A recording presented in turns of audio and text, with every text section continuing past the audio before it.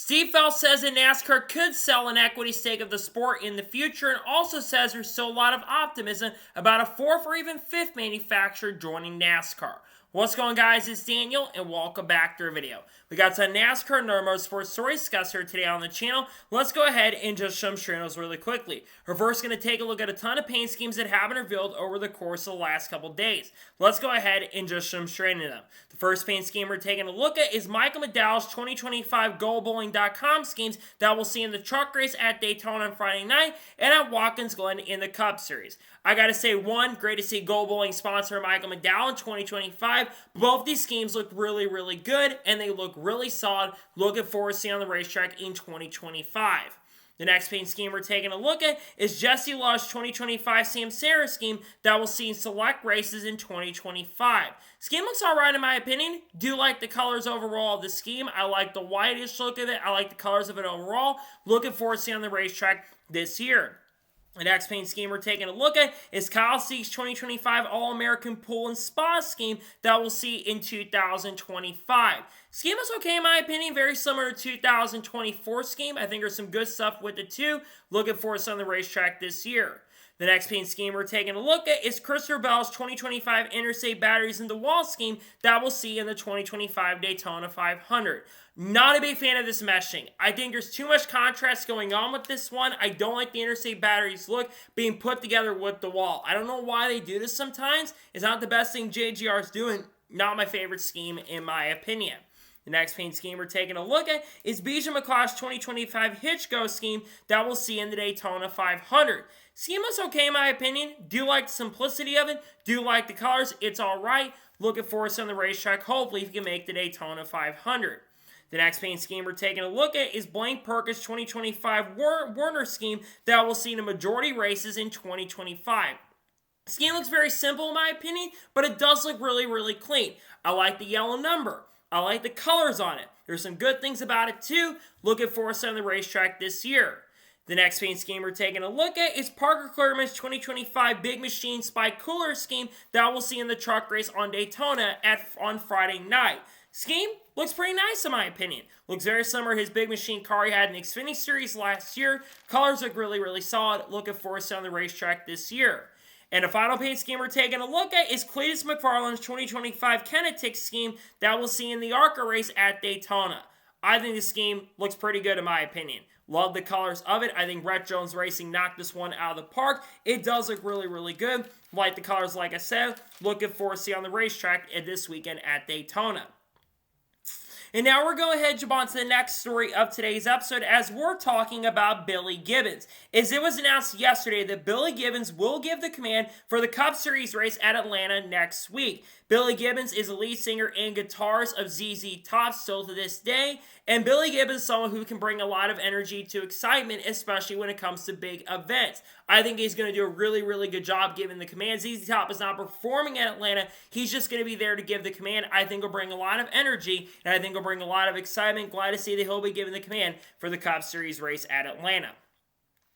And now we're going ahead and jump on to the next story of today's episode as we're talking about the Chevy Blazer EV-SS. As it was announced yesterday, the Chevy Blazer EV-SS will be the pace car for the Daytona 500. The 2025 Chevy Blazer will be the first EV car that has paced a NASCAR Cup Series event and also the Daytona 500 as well. The car looks alright in my opinion. Obviously, people are going to question because obviously electronic vehicles are not a popular thing amongst NASCAR fans, and there was certainly some controversy around it being out there. But nonetheless, I think it's certainly interesting that it will be the pace car for this year's Daytona 500, and it does look solid in my opinion. And now we're going ahead and jump on to the next story of today's episode as we're talking about Anthony Mackie. As it was announced yesterday that Anthony Mackie will give the command for the 2025 Daytona 500. Anthony Mackie, for those who don't know, in the last couple of years has become Captain America. Some have called him a laughing stock, but also Anthony Mackie, I think, has done a solid job as an actor for Captain America, and it makes a lot of sense to do this. He won't be the first person who's been Captain America to give the command, as Chris Evans, I believe, gave the command for the Daytona 500, I believe, back in 2014, or 2015. So this is the first time that Captain America has been able to give the command for the Daytona 500. Nonetheless, I think this is really, really solid to see and pretty cool that Anthony Mackie will get the chance and opportunity to give the command for the 2025 Daytona 500. And now we're going to head on to the next story of today's episode as we're talking about Toyota. As there was a report by Adam Server from Sports Business Journal yesterday that Toyota was the top advertiser during NASCAR's races last year with an estimated spend of $3.4 million. I did see that Breasttree, I did see some other big companies, I think like McDonald's and Wendy's might have been listed as some top spenders last year also in 2024.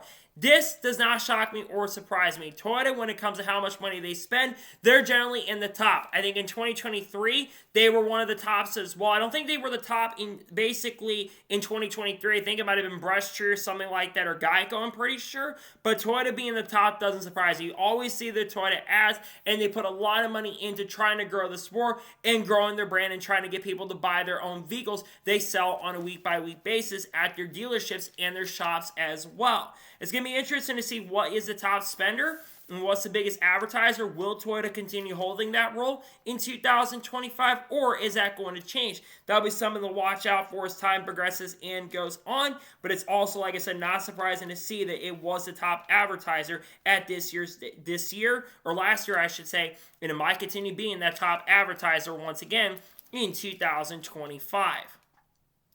And now we're going to head on to the next story of today's episode, as we're talking about Cosm. As it was announced yesterday morning that Cosm will basically be showing the Daytona 500 this year. The Daytona 500 will be aired at Cosm's shared reality venues in Los Angeles, and also will be aired, I believe, in Dallas as well.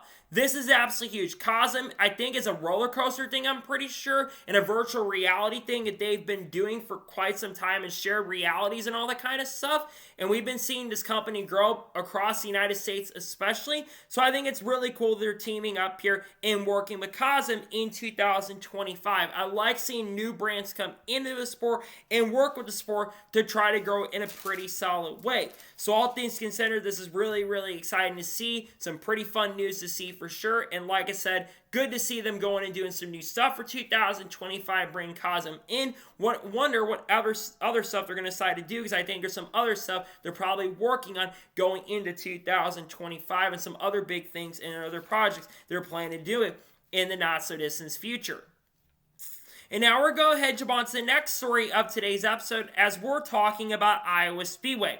As it was reported by Jordan Bianchi from The Athletic that according to President of Iowa Speedway, Eric Peterson, they will not be making any adjustments to the track service before the NASCAR Cup Series race takes place in August there. For IndyCar fans, this is going to be certainly disappointing. If you, of course, watched the IndyCar races at Iowa Speedway the last time we were there, the races were one group tracks and the racing was not very good. However, the NASCAR Cup and Xfinity races there, while there were still some tire issues and problems that took place at the track, I think the racing, both the Xfinity Series and the Cup Series, was generally really, really good. And I think that's a positive right there. However, for IndyCar, I'm really disappointed there. I feel like they should have just, instead of having one group ready to go, they should have just gone ahead and finished up repaving the track. I think it's the best thing they could have gone ahead and done. And I get and understand why they don't want to go ahead and repave just one area of the track and not repave the other side of the track.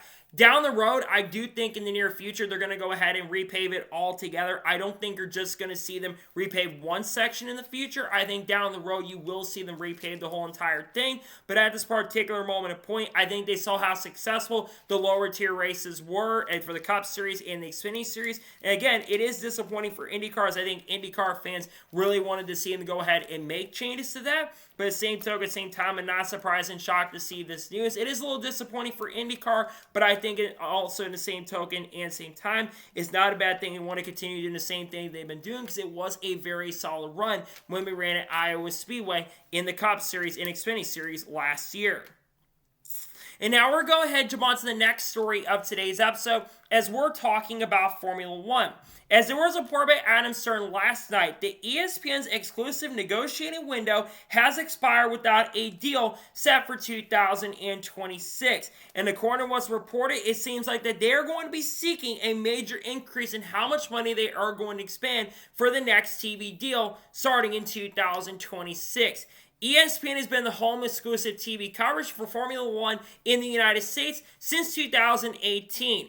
However, there's been a lot of chatter in the last year or so, or actually the last couple of weeks, I should say, and we talked about on the channel, I believe, last week, that it sounds like that Netflix is in the running currently at the moment to try to buy up the rights to Formula One. Currently, at the moment, Netflix is expanding their sports programming on there. They, of course, showed the Jake Paul, Mike Tyson fight, which was a complete disaster. But they've also been televising NFL games and WWE WrestleMania events and stuff across the country. So this doesn't shock me and surprise that Netflix is going to come into play. As much as I think it's been cool to see ESPN be able to hold the coverage, if you've got Netflix hounding you and trying to spend a lot of money, that doesn't surprise me either. And I think there's a very realistic chance and possibility that every single race for Formula One is going to end up behind a paywall in 2026, which could be the way that stunts the growth of Formula One. Well, yes, Formula One does have a younger audience than like NASCAR and IndyCar currently at the moment right now. You do have to realize that ESPN, you got a lot of people that still have cable, but again, cable numbers are dying, and streaming at the same time is growing in the United States. And I still think there's some kinks they got to work on when it comes to live programming, but I think Netflix has got a good chance and opportunity to get that program a lot better as time progresses and goes on. And I think it's something they'll have to continue paying attention to, because I do think more changes are going to be coming in regards to Formula One's TV deal in the not-so-distant future. So we'll see what happens in regards to this, and we'll see where they go. We'll see if they stay with ESPN or if they do go to Netflix potentially in 2026. And now we're going ahead and jump on to the next story of today's episode as we're talking about Matt Crafton. As it was confirmed yesterday that Matt Crafton will be returning to ThorSport Racing in 2025, driving a number 88 truck once again. This has been expected over the course of the last couple weeks, especially after when you consider that Bob Pockers had reported that Josh Haskin is going to be the crew chief, or Josh Haskin will be the crew chief for Matt Crafton in the Craftsman Truck Series in 2025. Now, Matt Crafton in 2024, let's be real and honest, had a very disappointing season. He generally struggled, did not run up front on a very consistent basis, and there was a lot of bad luck for the number 88 team. Outside of a strong run at Bristol Motor Speedway, there generally was no pace and speed for the number 88 team in 2024. Matt Crafton is getting close to the end of his NASCAR career, and in the next couple of years, he is probably going to retire from racing as a whole. And I think performance is starting to decline from Matt Crafton. And I don't think it's going to get better anytime soon for Matt Crafton unless he can have a career resurgence at the end of his career. Matt Crafton, I think, is a good driver. There's no question on that. But I think at this point, it's time to hang up the helmet and retire in the future and give the ride to Luke Fenhaus. Luke Fenhaus, in my opinion, deserves an opportunity to be full-time in the Craftsman Truck Series this year. And it's a shame he won't be full-time this season. I do get why they're going ahead and not putting him full-time. But at the same time, I think at this point for Matt Crafton, you don't have much longer to be in the sport. So you got to make the best of it. I don't expect him to make the playoffs this year. I think, like I already mentioned and said, it will be a little bit of a struggle for Matt Crafton in 2025. I think there's some stuff that they're going to have to work on to hopefully get Matt Crafton in a better position. I don't think Matt's going to have the pace and speed, however. I think it's going to definitely, like I said, it will be a little bit of a struggle for Matt Crafton in the NASCAR Craftsman Truck Series in 2025. Not expecting much from him in 2025.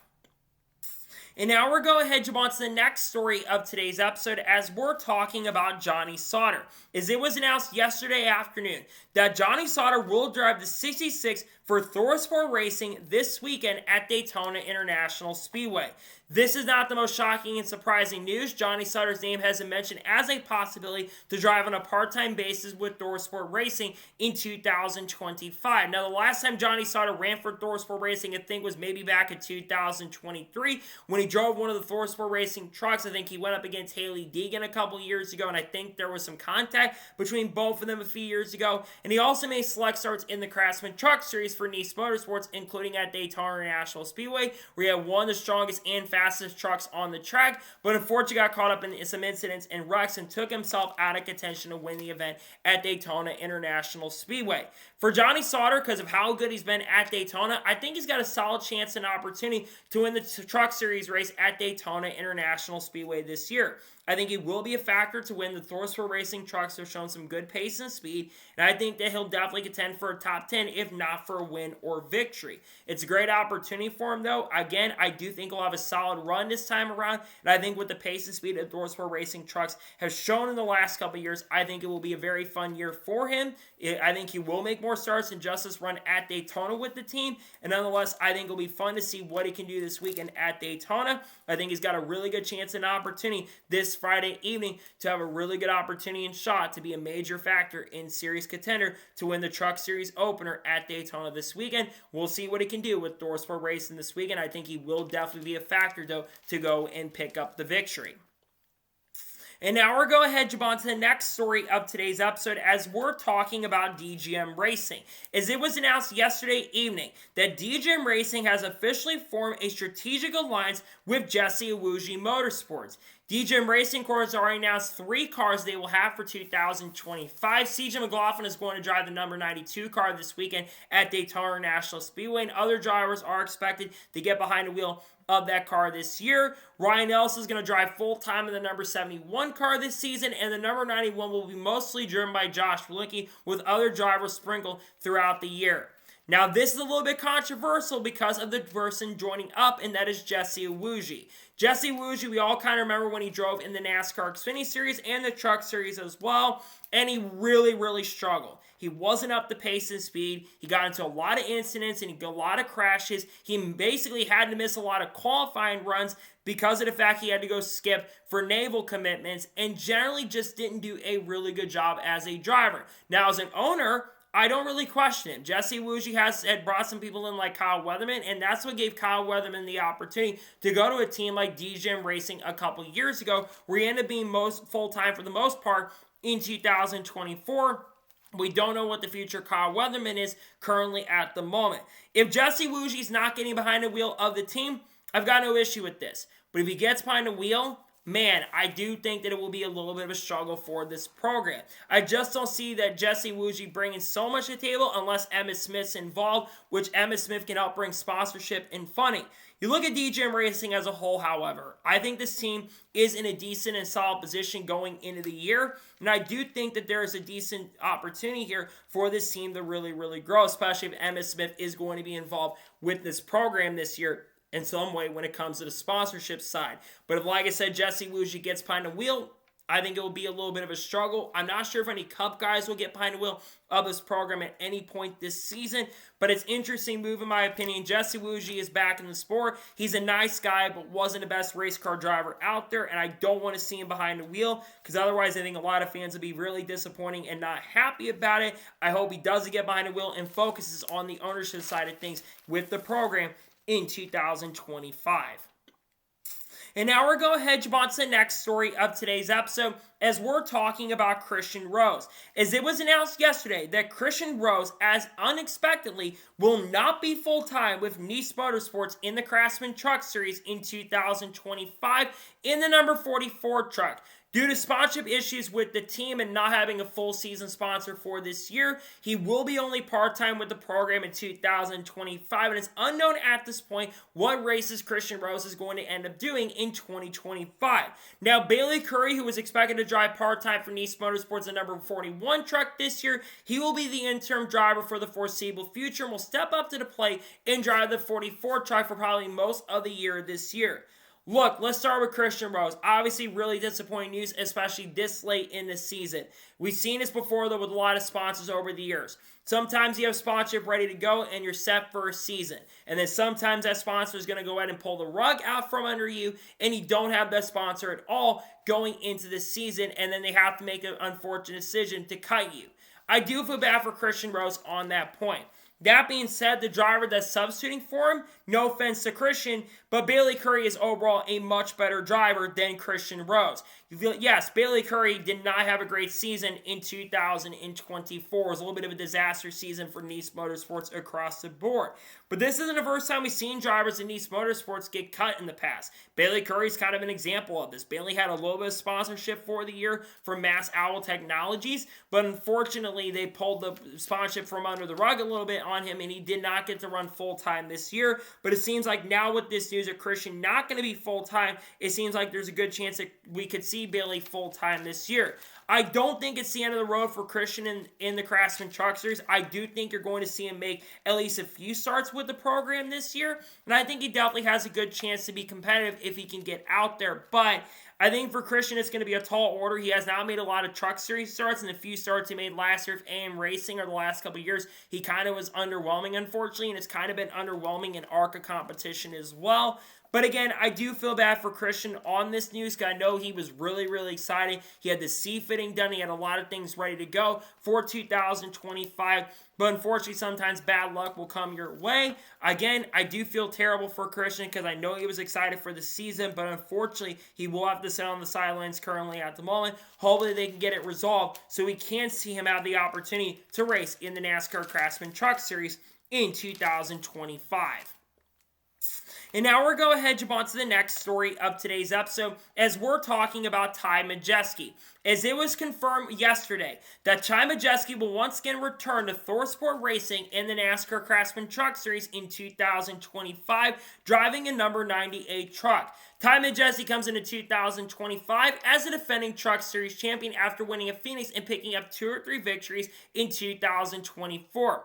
Despite the fact that Ty Majeski was definitely the best driver at ThorSport Racing generally did struggle in 2025 unless your name was Ty Majeski.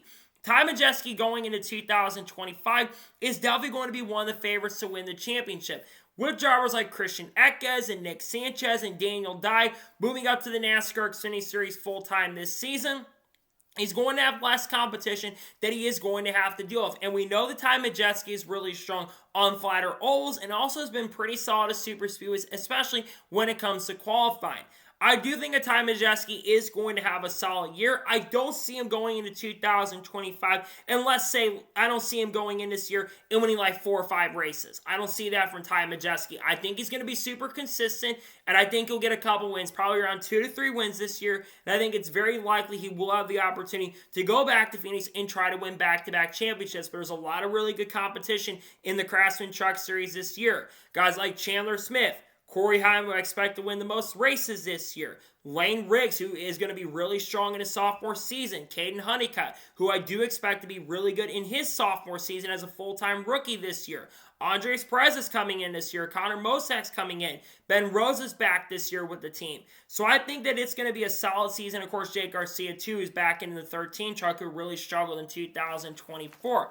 But I do think that Ty Majeski could have a very, very solid year with the team. And like I said, I do think that Ty will be a pretty big factor in serious contender to win some races. I think he will be, like I said, a championship contender this year in the Craftsman Truck Series. And I think there's a great opportunity for him, as I do expect that the number 98 team will try to bring the pace and speed. I think he will be a factor to win a Truck Series championship for the second year in a row. Keep an eye on Ty's. I think it's going to be a really strong season for him in 2025. And now we're going to head jump on to the next story of today's episode as we're talking about Toyota. As it was announced yesterday morning that Toyota has officially announced their development lineup that they will have for 2025. They announced their stock car lineup, their dirt lineup, and their Mazda MX-5 Cup lineup for 2025. So here's every driver that was announced. Jade Avedissian, Brent Cruz, Jacob Denny, Tyler Gonzalez, Taylor Gray, Corey Heim, Buddy Kofoid, Kenan McIntosh, Kiko Porto, Isabel Robusto, Gio Ruggiero, William Sawalch, Gresham Wagner, and Weston Workman. Tyler Gonzalez, Gresham Widener, Weston Workman will all be full-time, of course, in the Mazda MX-5 Cup Series in 2025, with some of those drivers potentially down the road having aspirations to go down the stock car route in the future, very similar to Connor Zilisch, and it seems like Brent Cruz and Jesse Love have been doing. I think one of those guys, more than likely, all three are very, very talented, and I think they also could maybe down the road go down the IMSA path as well and be very successful there. So I think that's a very likely possibility for them going into 2025. Next, Jade Avedissian. Jade Avedissian will, of course, be full-time, I believe, in the Extreme Outlaw Series this year. She was very strong in 2024, and she'll be really competitive in dirt racing this year. Brent Cruz is on the way in the stock car scene. Brent Cruz, I think he's one of the most talented young drivers we've seen in a very, very long time. He's Toyota's version of Connor Zilisch, and I think that he will be a major factor to win some truck races and also some ARCA races this year. Obviously, Taylor Gray and Corey Heim, two drivers who were Tricon last year. Taylor's moving up the Joe Gibbs Racing Xfinity competition. I look for Taylor Gray to definitely be a pretty big factor to make the playoffs this year. He's got Jason Radcliffe as a crew chief, which I think that's a really big addition for the program this year. I look for him to be a major factor. Corey Heim, favorite to win the Truck Series Championship right now. He is not that far away, in my opinion, from moving up to the NASCAR Cup Series. He could have been a Cup Series driver with 20-11 for 2025. If things had worked out and sponsorship wasn't a big factor determining who got behind the wheel, we could have seen Corey Heim with the Toyota 2311 team this year. Isabel Busso, she is a super talented young driver. She is going to be one of the drivers that is going to be fun to watch this year. I look for her to contend for some ARCA wins, and I think she will get a few wins in ARCA. Gio Ruggiero, I think he's got a lot of potential. I think he was really impressive at times in ARCA last year, and I really do think that Gio will be someone to keep your eyes out on throughout 2025 in the main ARCA series and the select race he runs there potentially, but also, of course, him running full-time in trucks. William Sawalich, not as high on him, unfortunately. I think William is a talented driver, but I don't expect William going into this year to be a massive and major factor in Xfinity. I've already predicted he will not make the playoffs this year, despite the fact he's really high up on Toyota's caliber, especially with their development program. I just don't see him making the playoffs this year. Nonetheless, it's certainly going to be interesting to see how the Toyota people end up doing this year, and I look for Toyota's program and the people they've got over there this year. I think that there's a lot of potential. I'm most surprised Tony Breidinger is not part of the development program, considering all she's done with them over the last couple of years. Of course, she is over there because of money and sponsorship, but I'm surprised to see her not working as a Toyota development driver this year. I don't know if she's ever been a Toyota development driver, but you would think she'd be, especially considering what she's done over there in the last couple of years. So we'll see what happens with her future in motorsports, but I think they've got a really solid development lineup and program for all this series that Toyota is going to run in 2025. And now we're going to head on to the next story of today's episode as we're talking about Jeffrey Earnhart. As it was announced yesterday that Jeffrey Earnhart will drive the 24 car for Sam Hunt Racing in select races in 2025. Now, the number of races were not announced for Jeffrey Earnhart this year, and I don't believe any races were confirmed, maybe outside of Atlanta Motor Speedway. We already know that Ryan Truex is going to drive the 24 car for Sam Hunt Racing this weekend at Daytona National Speedway. That car does have to qualify its way in to the event this year.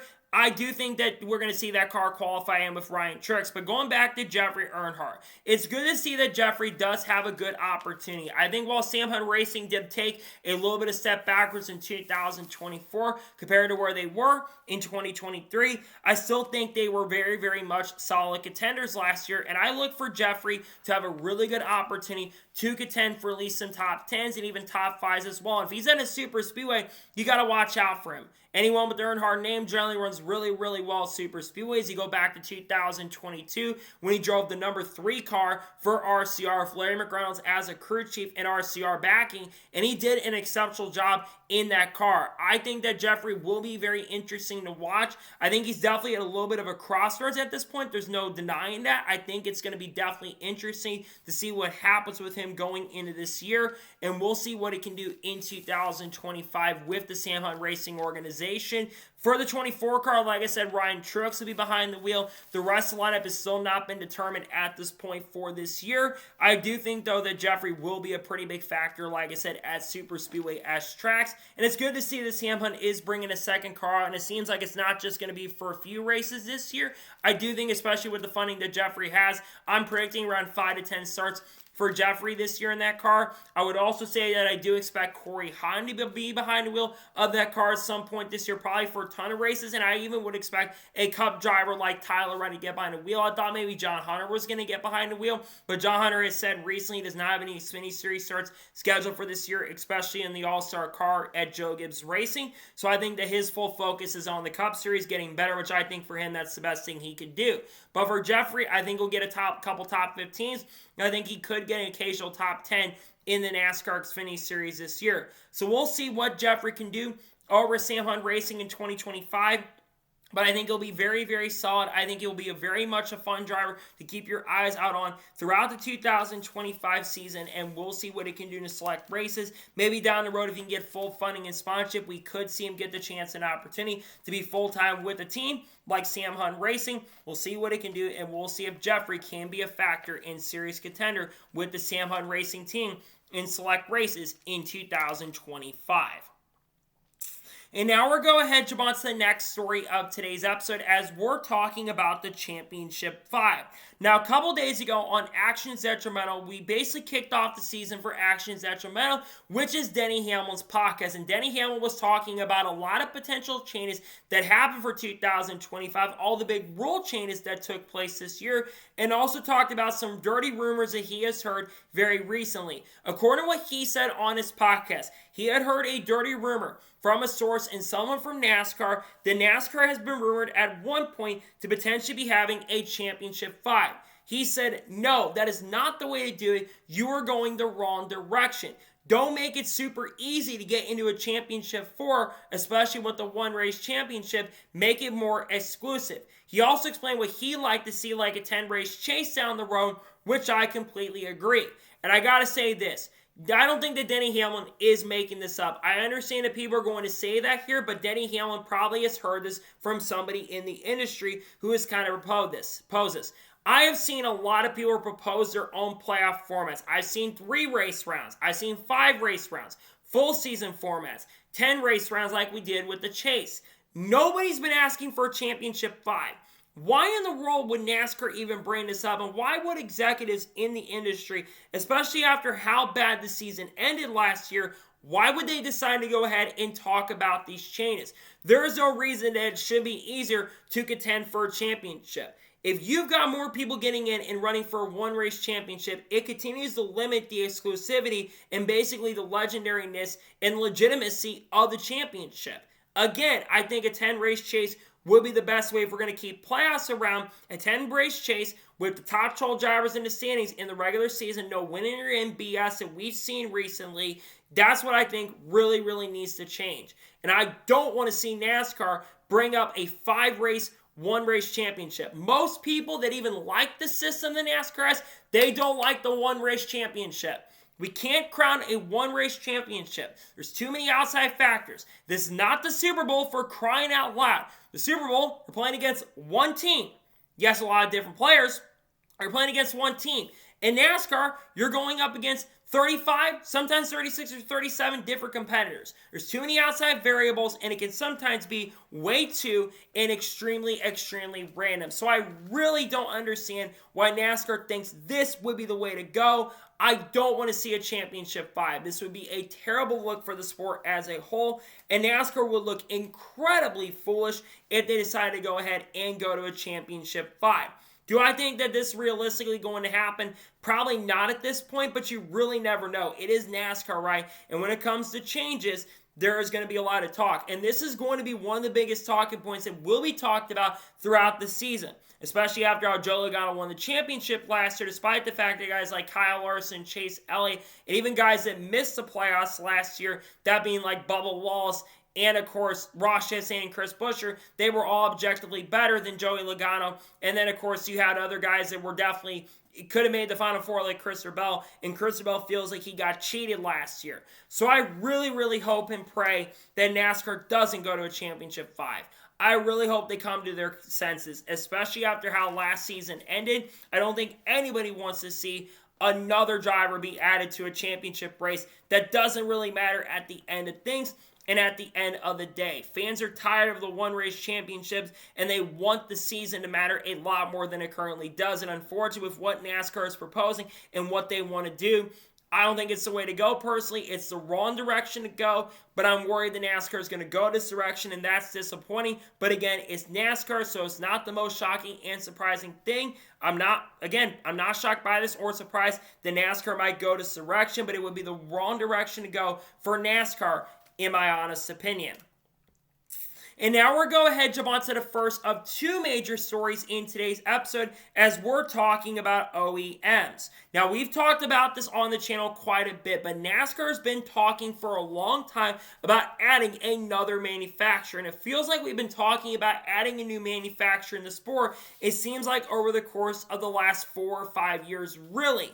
And we've heard it from Steve Phelps a lot. Well, it was reported by Adam Stern earlier this week. Once again, NASCAR and Steve Phelps are talking about adding a new manufacturer, maybe 2 new manufacturers down the road. Steve Phelps says there is legitimate optimism over NASCAR adding a 4th or 5th manufacturer. He says he knows he's mentioned it 4 or 5 times or many times over the last 4 or 5 years, but there is definitely no BS when it comes to it. Now, continuing on from a report earlier this evening, it does seem like this is something that is coming in, and they do completely understand it. Not every manufacturer is going to have a pushrod V8 engine, but they can work with a lot of investors, and they have a lot of smart people in the industry that can really help grow the sport. We've been hearing a lot of talk about another manufacturer coming in, but we had a lot of legitimate conversation last year in 2024.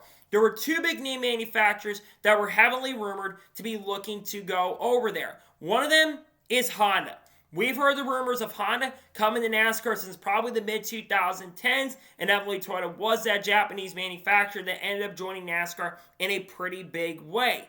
But Honda has been rumored over the last couple of years, and there was a lot of heavy chatter in 2024 that they were going to leave IndyCar at their deal, which goes currently at the moment for 2026. And with the hybrid stuff and the issues they were having in 2024, there was definitely a ton of concern that Honda was not going to come back to IndyCar and put more of their focus on either their Formula One program or going over to IMSA and coming over to NASCAR maybe in the future. And from what people said last year, there were Honda executives that actually did show up at Daytona and went to the event. So I do think that's something to watch for as well. And Hyundai was the other one that was rumored. Apparently, Hyundai executives were at Daytona, and there was a lot of chatter from Hyundai and Kia about coming in. So there's definitely a lot of chatter about those manufacturers coming into the sport. We've also heard the rumors about Dodge coming back.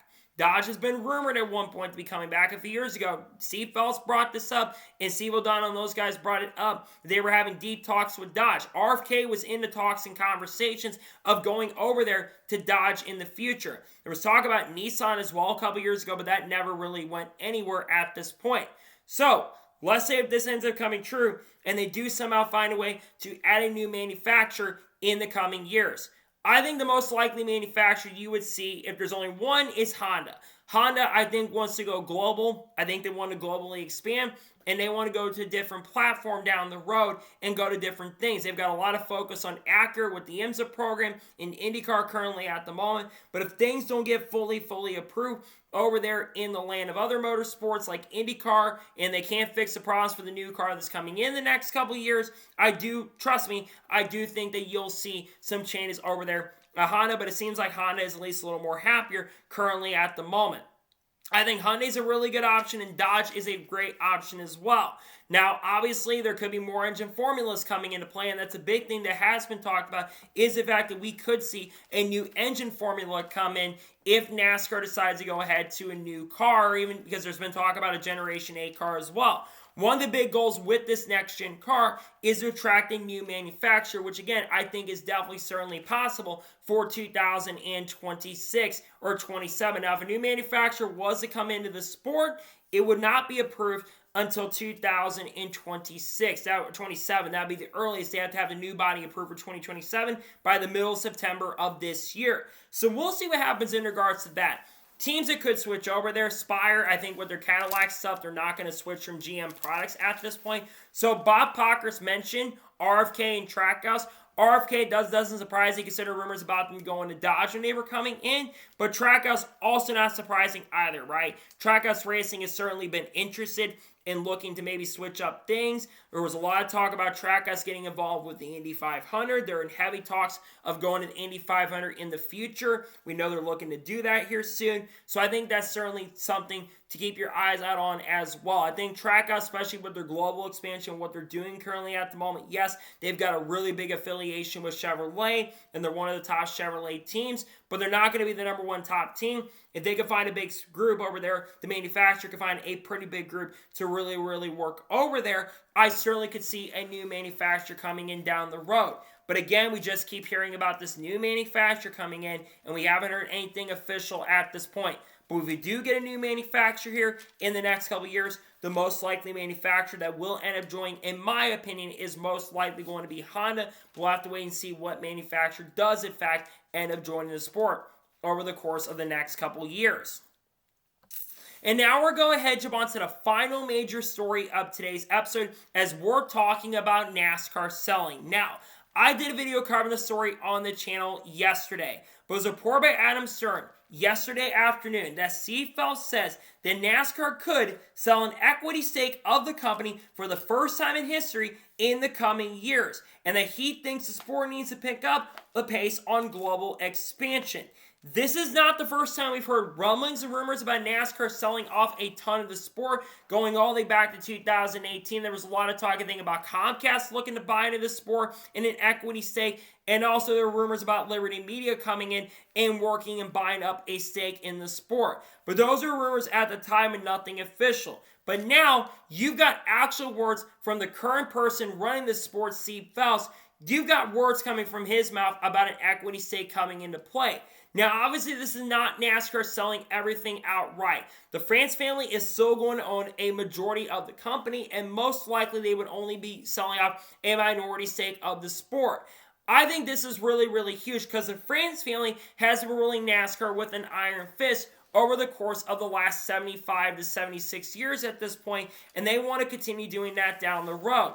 Now, I think there's a couple big things to look at. Which groups could go over there and help NASCAR? Could Liberty Media find a way in to buy an equity stake of the sport? They've got equity stakes and they own Formula One and the FIOM at this point. They own the commercial side of things over there. They own MotoGP. They've got a little bit of involvement, I believe, with IndyCar currently at the moment right now. And they've got a lot of involvement with other big things, including SiriusXM and some other big and massive companies as well.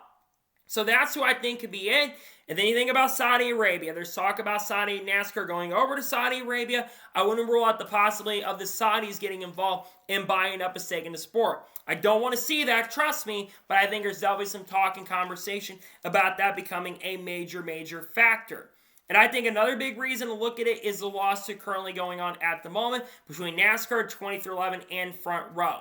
I do think that's a big factor. I know some have said that's not a big factor, but I disagree with some of those people. I really think that the lawsuit going on right now at this moment is definitely playing a pretty big factor on that. And I think that's one reason why we might be seeing this going on at the moment right now.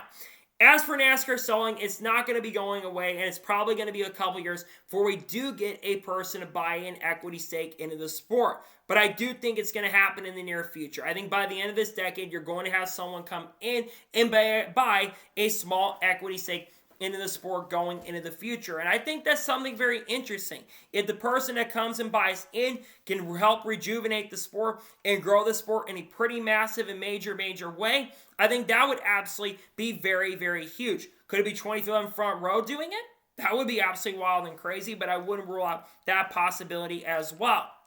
As for global expansion, yeah, NASCAR is really going hard on global expansion currently at the moment.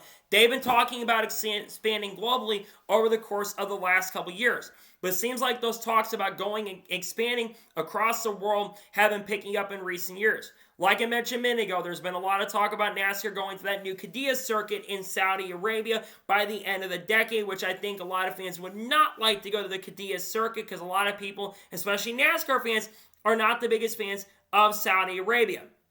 But NASCAR will have its first NASCAR Cup International day since 1957 when they raced at Toronto nearly 70 years ago at this point.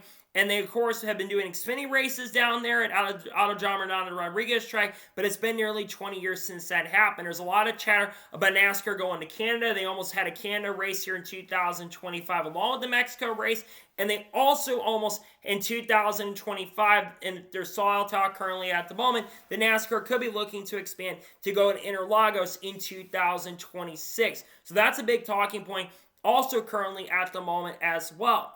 But I do truly believe that you're going to see international expansion in the next couple years. I don't think NASCAR, however, should go overkill on this. I don't think NASCAR should be looking to go full hands-on and make bad decisions overall. Because one thing that NASCAR has been known to do is when it comes to international expansion, they sometimes like to do one thing and they sometimes like to go completely overkill when it comes to it. And if they go completely international and start doing like 10 or 11 races after only doing a couple, that's not the move. You want to do it naturally over time and gradually, and I think it should basically be 1 or 2 international dates a year. I don't think you need to have like 10 or 11 international dates. I get you want to expand and go global. I don't think there's any question on that. That's a good decision, but don't go to certain parts of the world. But getting back to NASCAR being sold, I think by the end of this century, a lot of things are going to change for the sport. And I think especially with the lawsuit currently at the moment, we'll talk a little bit more about that in an upcoming video that you're going to see here really soon. I do believe that this talk about it being sold, like I mentioned and said already, is absolutely a massive and really huge deal for the sport as a whole. Because another group coming in and trying to grow the sport, that would definitely be really huge. But also at the same token, same time, having the France family not control the sport fully, that would be a huge culture shift for NASCAR as a whole. And I think that it could change the sport for the better or the worse. But I think that hopefully with whatever ends up happening on that front, it hopefully can change the sport for at least the better. Because NASCAR, in my opinion, well, I think especially with the current leadership, is in a much better position than it was about 10 years ago when Brian France is running it. It's still a lot of issues that still need to be fixed. And maybe having someone coming in and helping grow it, I think that's the best thing you can do at this point currently at the moment right now. We're just going to have to wait and see what happens on that front and aspect going into the future, but I think it's something to seriously watch out for. I really think that there is going to be a part of the sport sold off to a different group and company here in the future, and I think that's something to keep your eyes out on as well. And going back to the global expansion thing, I think you're going to see some global expansion moves that are going to take place down the road as well to definitely keep your eyes out on for sure. So we'll see what happens in regards to some future big moves that are going to take place in the sport. But again, seeing the NASCAR myself an equity stake of the sport is a really huge deal for NASCAR as a whole. And we'll keep an eye on the story as time progresses and goes on. And we'll see if this does end up happening here very soon for the future of the sport. So, that is good for today's long NASCAR news and motorsports news episode. I want to thank you guys for watching. Please subscribe to the channel, notifications on, so if I win a video, it does go live on my channel. Follow my Twitter, Facebook, and Instagram, and support me on Patreon as well. Let's get some more of that and comment your thoughts below on today's episode. You think NASCAR is actually going to sell off a stake of the sport or not? Let me know your thoughts in the comments below. And what are your thoughts about the potential of a new manufacturer coming in finally in the future? Do you think it'll be Honda or not? Let me know your thoughts in the comments below. There will be another NASCAR news video dropping in the coming hours talking about stuff that came out on Tuesday and late Monday as well. Then we also should have content on the Daytona 500 qualifying session. We'll talk about that this evening. Then on Thursday, we're going to have the paint scheme video dropping for the Daytona 500 and reactions to the duels. And if there's any major news that does break in the coming days, we'll discuss here live. We got content on people like Haley Deegan, Shane Bin Gisberg, and Carl Edwards, Kurt Busch, Kyle Busch, Chase Elliott, Bubba Wallace, 2311 front rows, Eric Almirola, Chandler Smith, Junior Motorsports, Connor Zilch, all that good stuff dropping on the channel. Sam Mayer, Sheldon Creed, Carson Quaffle. Again, a lot of big stuff dropping on the channel really soon as we get the season officially underway, and we got a busy week with a lot of content dropping that I can't wait for you guys to check out. So anyways, like I said, I want to thank you guys for watching today's episode, and I'll see you guys next time for more great, awesome NASCAR content and other motorsports content on the channel like this. Take care, everybody.